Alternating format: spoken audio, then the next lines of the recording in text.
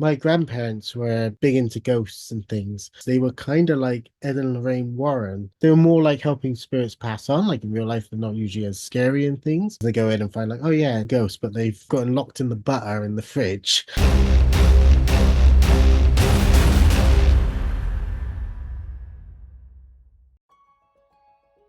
My name's Warren Badenski. I'm from the UK, England specifically. I write and direct horror movies. Back when I was sort of first getting into the idea of filmmaking and things, and the DVD boom was happening. Tarantino and Robert Rodriguez were the big things. And Rodriguez always put making ofs on his movies and things in this 10-minute film school. He basically explained, like, you can do all these jobs because if you don't have someone to do them, then you might as well learn it. That's what I did. I learned to edit, I learned to hold the camera. I guess originally I was trying to be a writer. I wanted to be an author, but I struggled with the prose and found script writing much easier. I absolutely think of myself more as a director, and those other bits just help put that together.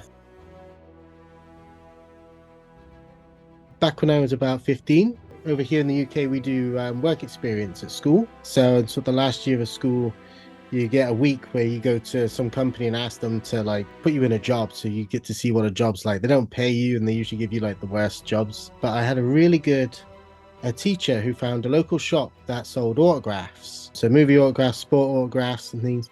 So they took me on for this work experience, and then I ended up getting my first job. One thing they did was had signings. So they get actors in, and then they'd go to the convention circuits with them, but they'd always do one at the shop. And one of the first ones that came when I was working was Doug Bradley. And so I'd always seen the Hellraiser like images and things, but I didn't really know it. And then I ended up buying the movie. I watched it. I wasn't scared by it because at that time my thought was like, it's always been told as being a slasher, and it's not really a slasher. It's more of a dark romance. So it didn't quite gel with me, but the imagery and things was like, there was always something that kept bringing me back. And as I got older, I learned to appreciate more sort of subtext and the art of stories and things. I always gravitate to a Clive Barker movie, whether he directed it or it's just based on something, because there's always something weird and interesting. And being British, it was always nice to see a Brit make stuff as well, stuff that didn't feel like typical British movies, but was something different than sort of a drama. And then when the lockdown happened, I finally got myself an audiobook account and started downloading audiobooks. And the first ones I decided was like the Books of Blood and the Scarlet Gospels, and I've rinsed through his bibliography, and it's just something about the way his prose are like, the movies are fine, but the books, his writing is just amazing. There's something about the way he just describes stuff that always feels poetic, whether it's something heinous or perverse or just downright gross. There's just poetry to it. I don't really think too much spiritual stuff, but it's always a spiritual experience when I listen to Clive's words, and that's really opens me up to all these ideas. Yeah, Wes Craven as well. Definitely on the nightmare movies, which a friend had got me into. We always used to have fun arguments because I was a Jason fan and they were a Freddy fan, so we'd have a fun rivalry between them. So especially now that I've managed to find more of his filmography, because you get Scream and you get the Nightmare movies, but he also did Swamp Thing, one of the early comic book movies. It's actually a pretty good film. It's just hampered by the time that it was made and the budget for, but you can see all the creativity that Wes had there. A bit of Craven, because I like how Craven and simply like shoot stuff and make it interesting. Bit of Barker because we get those darker personalities in the sort of writing side of it. And there's a couple of other directors' names that I hid in the movie. Back then I was like, I'm so clever of referencing all the directors I love. I mean, the only one that didn't have too much significance was Simon's name, because I couldn't think of a name for my lead killer. And then I just happened to be watching Con Air and it said directed by Simon West, and I was like, oh, that sounds good. So the main character, Sarah Anderson's actually named after Paul W.S. Anderson. I know it's a controversial choice, but he's a man who's always helped in my filmmaking tangentially because of his audio commentaries, the Resident Evil ones particularly. He talks about technical stuff in such a simple way that I managed to fix a couple of scenes and edits just by listening to like some things that you could digitally manipulate to like make a shot less boring. Those guys definitely influence the way I do things. My parents let me watch sci-fi movies. They wouldn't let me watch horror movies unless they watched the movie and forgot that it was horror. So I got to see Starship Troopers a little too young. They thought Alien Resurrection wasn't too bad, so I got to see that. Jason holds a special place in my heart because he was pretty much my first slasher. Heard about Jason X, like, oh, it's this serial killer in space. I got to watch that and then found out that actually it's the 10th movie in this Friday the 13th. Jason had always been one of those names I'd heard, the hockey mask, and my parents were always good at explaining characters and things, so they never be like, oh, you're too young for that. They're like, you're too young to watch it, but I'll tell you what it is. That movie was my gateway into getting into more horror movies. I got to discover the Texas Chainsaw Massacre and the Halloweens, and I find there's a unique progression that Jason has that the others don't quite have. The continuity in those movies is as loosey-goosey as it gets, but Jason himself kind of evolves and keeps some kind of weird continuity, like the damages in his mask and how his like clothes rot throughout the series, and I've always found that really interesting. One that really struck me has to be seeing Jurassic Park in the cinema. So I stand by that. Spielberg is an underrated PG horror movie master. He's never really gone too hardcore, but like Jaws and Lost World and Jurassic Park, and even like helping on Poltergeist and Gremlins. That movie terrified me when the T-Rex comes out and that whole thing in the night, and the Velociraptors. Absolutely, I must have been 5 or something watching that. It terrified me, but fascinated me. Like reading that, being terrified by it, and then coming out and being like, oh my god, I need to see it again. Like, what was that? And all the making ofs and things were on TV, and like suddenly you see Spielberg, and then Temple of Doom. I forgot about that one. That was my first Indiana Jones movie, and that's pretty close to being a horror film. And so Spielberg was my like real gateway at the beginning, along with Winnie the Pooh. Oddly enough, there's an episode where Piglet got scared of going to the cinema, got scared of a movie, and then they do this whole song and dance about how movies aren't real. And then once I watched that, my mom was like, you never had a nightmare after that. Like, you understood it was all this make-believe, and then you could start watching stuff. So I didn't quite get to watch proper horror movies till much later, but the restrictions on age ratings wasn't so heavy in my house because mom was like, yeah, he can deal with that. And then the first one that really turned me into like needing to watch horror movies a lot, get me obsessed, was then Jason X, followed by The Evil Dead. Evil Dead really stuck with me because it was the first one that made me jump. I was always good at spotting a jump scare and not jumping, and I think it's when Linda bashes her hand through the floor when he leans in. It's like a beat after you expect the jump to be, and that got me, and then I was obsessed. Simon started as a short. It was my first foray into trying to do something serious. When I first picked up a camera and just had my mates, we decided to make little comedies because we thought, well, if people laugh at it, then it works either way. Whether they're laughing with it or laughing at it, we still get a laugh. Then it was a good way to practice, and then moved to London, seek my fame and fortune. I want to try and like make a proper go out of this. And for some reason, I thought, right, I can cover people in blood. Someone's willing to take their clothes off for no money. Then I've written something that's worth making. And so I wrote this, I think it was 17 pages. We auditioned a bunch of actresses and actors. I just made friends with a guy called Chris Bell. Again, I met him because I had a camera and he was trying to film his own stuff. So we were shooting this movie on weekends. Then I asked him if he wanted to play Simon, and he was up for it. And yeah, we shot this short. We decided to use it as a proof of concept more than anything. And then we went to a Kickstarter, which did not go well. So everyone, if they'd be willing to still give up their time, we made sure they were fed, and the transport was covered and things, and just have a go and try and make a feature out of it. I love myself some gore and fantasy and things, but if you can get the psychological sides in there, then I think you get the stakes and the heart of it all. We actually accidentally got into the psychological side for Simon because it was supposed to be a slasher, and then we didn't have any money for blood, so it's like, right, we got to work on these characters. I met Katie literally. It was one of those actors websites where you can post jobs. And then we auditioned. We set up a little place somewhere to come in and have people audition on tape. It was quite funny. I originally was going for, I want someone who looks real, and Katie looks like a star. Like, she should already be a household name or something. So I was like, I don't want her. But she was the best actor we had by far, and she's phenomenal. And I've just worked with her again on another movie that any luck will get released later next year, which will be my first non-horror film. Because I figure I'll do one, because if I never do another one, it won't matter. Because if you're going to get pigeonholed in a genre, horror is the way to do it. Blue Glass started earlier this year. Me and Natasha Rose Mills, who was my partner on it, we actually worked on a movie together. I did some behind the scenes on a movie called The Heiress, which she appeared in.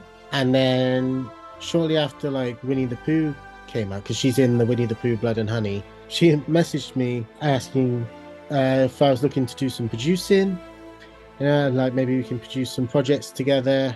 I can write things to direct, or we can find projects that I can direct, she can star in, which I'm all game for. That always sounds good. I was struggling to find distribution for my second film, Dead Name, because it's quite a niche movie, very Lynchian and very queer. She was like, oh, do you mind if I help on that? And so she came on as a producer to help find distribution. I think it was a week later she found us a distributor, and we needed a company to own the film, so we decided to go together on this little company. We went through a bunch of name changes, and then she came up with Blue Glass. I thought it sounded pretty nice, and yeah, so we decided that we're going to try and make some movies together. So we're already, I guess we're working on 2 at the moment. So my next film, Love and Vengeance, which is this heist thriller, is going under the Blue Glass label, and then we're already talking to some other producers on another film that's going to be probably a mystery thriller. I guess I let the movie speak for itself, and I try and come onto like all these like shows and things to talk about them, because that usually gets people on. Getting it on Netflix is really a good way to get people to watch your movie. Simon snuck its way on there 2 years ago, which was very funny because when we first got our deal, anybody who's seen the film will know it's rough around the edges a little bit, but we made it for nothing, literally. None of us were experts other than the sound designer. Get yourself a damn good sound designer or sound mixer. That they are wizards, absolute wizards. Yeah, we were told we'd never get through QC on Netflix. Like it wouldn't happen, but we could get on Prime and things. So we did, and then one year, suddenly I get a message from Chris Bell, being like, "Hey, Simon's on Netflix. Like, why didn't you tell me?" It's like, I didn't know. And then, so that was a surprise to all of us, and it's very cool. And then all the reviews jumped up by like hundreds, some more positive than others. Unfortunately, general audiences are very less forgiving, but your horror fans, we tend to understand the craft of, we tend to see the love that's put in. At the moment, I'm going for the idea of doing the stuff that Hollywood isn't. I think there's, a calling for things that are a bit more perverse, or a bit more niche, or a bit more sort of out there, or using communities that don't usually get seen in the bigger movies. So when you have no money, I try and do the things that people with the money aren't doing. I like to put a little bit of sort of queer content in. I just happened to make sort of queer friends as I was growing up. One of them just made an offhand comment, "We're always dying for like a lesbian action film," or they're always just these romance dramas, and one of them dies at the end, and they just want something different. So it's like, okay, I'll do that for you, Jenny. Don't worry. I'll make movies like that. Let's talk about these issues, because nobody else seems to be touching them at the moment. Big Hollywood's trying to, and then they keep cutting it out, or making like the Vegas reference to stuff and then asking for points. And again, I think it's another influence from Clive Barker. There's a book, my favorite book of his is The Sacrament, which is more or less very similar to It, is the best way I could describe it. But the main character is gay, and it's not a gay story per se, but it's just there. I'd like to see more movies like that, because I've seen a lot of straight movies. I just want to see, and I've seen a lot of gay movies that are very specifically about how hard it is to be gay in the world. And it'd be nice to just see somewhere it's like, oh, that character just happens to have a boyfriend, or she has a girlfriend, and it's not a big deal. It's not what the movie's about. Your lead character or your secondary characters, just, I like that, because I haven't seen that too often, and I don't see people making it, so I'm kind of doing a bit of it myself.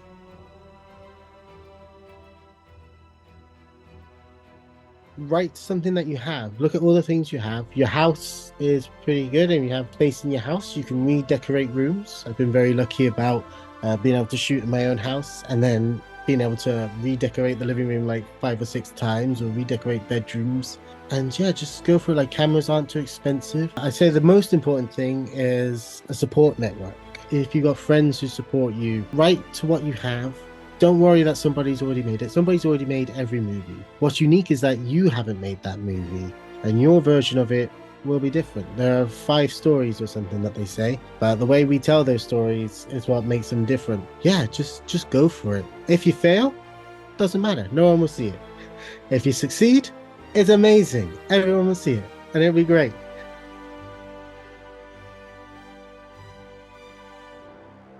Definitely sharks. For some reason, specifically sharks. That's probably Spielberg's fault. I guess the big thing that scares me at the moment is how the world seems to be going backwards, and we're going into a weird, closed-minded time, and we seem to be losing our open-mindedness and our love for each other. And we're going back to being scared and fearful and full of hate. That worries me because now I have children. I worry about their futures and how we're not looking after the world for them or trying to make it a better place. We seem to have, or at least the people in charge seem to have gone into greed and deciding that, it's better to make money and watch the world burn and watch everybody hurt each other for the sake of a profit. I had a profound experience of when I came out of that movie. It just felt like something was dark on my soul. It's the only time I've ever really hallucinated. I sat on the bus going home and thought I saw her in the glass. And she's like, something's really weird here, man. I was being haunted by it until the day that I got to meet the second actress to play Kyako, the one who takes over in the Grudge 3. I got to meet her in London just as happenstance. She was selling art, and she had a Blu-ray of the Grudge 3 on there. And I was like, one of these things is not like the other. And then there was a little note saying that the artist was in the role. And I got to meet her, and then it was like my body went, oh yeah, it's not real. I grew up a little bit in Germany because my dad was in the forces. Fairies are quite big because they're not the cute little things that you think they are. The Watchers might be a take on fairies in the movie version. Sort of thinking how fairy lore works. So they're always fascinating. One of the things was about stealing teeth. That was the original things that like fairy magic can control you through your teeth. That's where the original idea of like popping the thing under your pillow for the fairy to take so they can look after your teeth for you. And so no one can control you, or witches can't control you. Krampus has been a very interesting one that I've been getting into. So that's part of German folklore, Nordic folklore. And he comes out and like beats the kids if they're naughty. Dragons as well, we had St. George and the Dragons. The Dragons is a big part of our household. I think we even have some people looking for Bigfoot over here. Then there's like a little bridge near us, so we always tell people, like, don't forget to pay the troll. And then you just run across it. Like, I'm faster than a troll. So I keep thinking of like the French ones with the white woman by the lake. That's always one of my favorites that I've been trying to think of a story for. It's like a white woman, like beautiful as you can imagine, white dress, pale thing, blonde hair is the usual like look, and she'll ask you to dance. If you dance with her, everything's fine, and if you don't dance, she gets jealous and she kills you and throws you in the river.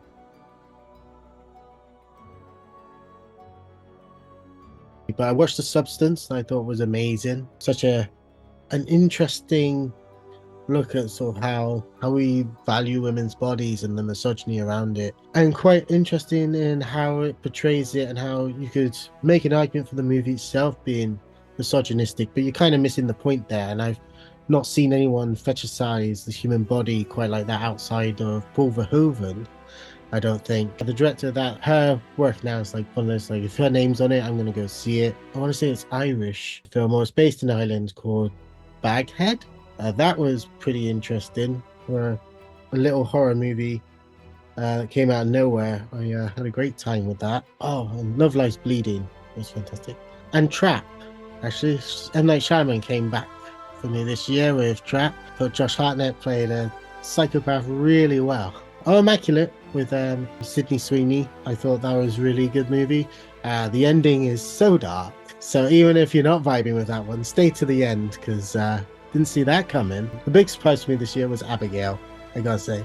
I had such a good time with that. I can't wait to show that to my kid, because it's the girl playing Abigail, who's Matilda in the new Matilda movie, and that's like her favorite movie.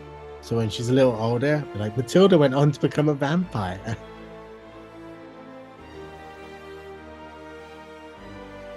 For me, it definitely seems to be more supernatural stuff gets to me than real stuff for some reason. My grandparents were big into ghosts and things. They actually did, if you boil it down to basics, they were kind of like Ed and Lorraine Warren. They went and they sorted out because they were more like helping spirits pass on. Like in real life, they're not usually as scary and things, but they used to tell me stories of like, people reporting voices and hearing things. They go in and find like, oh yeah, it's a ghost, but they've gotten locked in the butter in the fridge.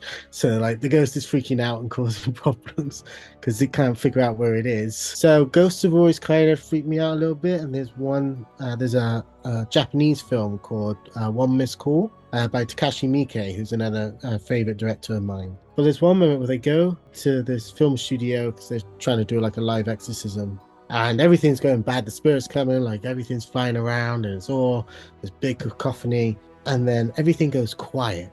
Pans down to this girl's arm, who's the next on the list. Pans down to her hand. You just hear this little whisper say, "Don't worry, I'll take you to the hospital." And then her wrist breaks. If a ghost is saying they're going to take you to the hospital, it's going to be a bad day. I don't need that. The Watchers, or The Watched. I think it's got a slightly different title here. Yeah, that kind of like shapeshifter creature fascinates me because it's very out there, but the way it's presented is also like, I can see that being in a forest, that these things can be there. The number of like creepy stories that are kind of like that, that you hear from hikers and things, of hearing animals that they shouldn't know, or seeing something that's like, I ain't never seen that before. Those kinds of things freak me out.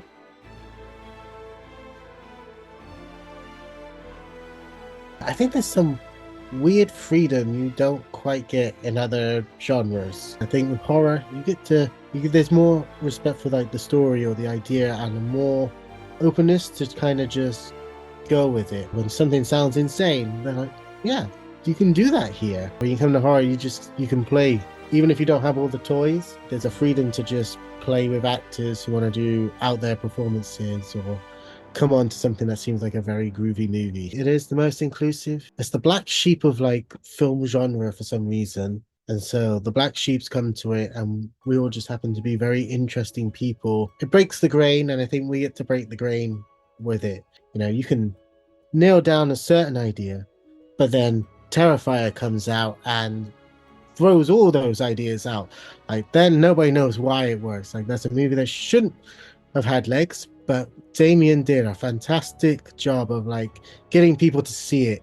And then we were all just like, this guy's crazy, check this out. Yeah, even the Winnie the Pooh stuff, it's like, somebody made Winnie the Pooh a horror movie. How did Disney let that happen? You're like, copyright laws, in our favor for a change. And yeah, I don't think you'd see a big action movie where Winnie the Pooh goes around killing people, because that's against the grain. Winnie the Pooh's lovely, but in horror, you're like, yeah, let's have them cut somebody's head off and run around and kill people for blood and honey.